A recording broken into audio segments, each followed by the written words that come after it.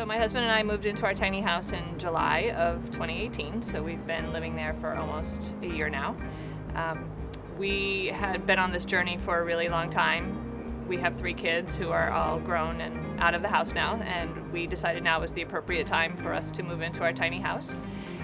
We have always strived to be more minimal in our living practices. We don't like to generate a lot of waste. We don't like to consume a lot of things, and tiny houses just seem to be the next natural progression in that journey. So I currently live in a tiny purple house over here in this tiny house community.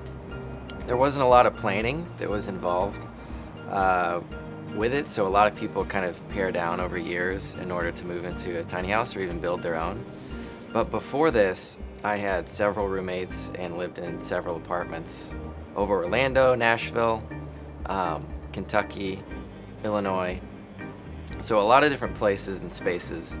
But I was actually looking to move into a van or modifying a van so that I could live in it.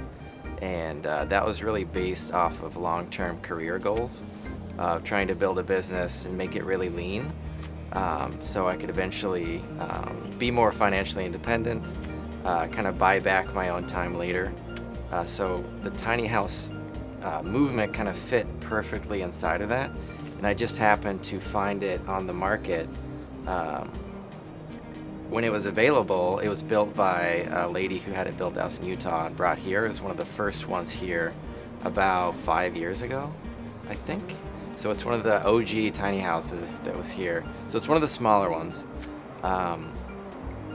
So that is really based on, why I did that was based on my long-term kind of 5-year plan of, I'm a designer, I do illustration, I write some and publish, so that really requires a lot of upfront like bootstrapping costs.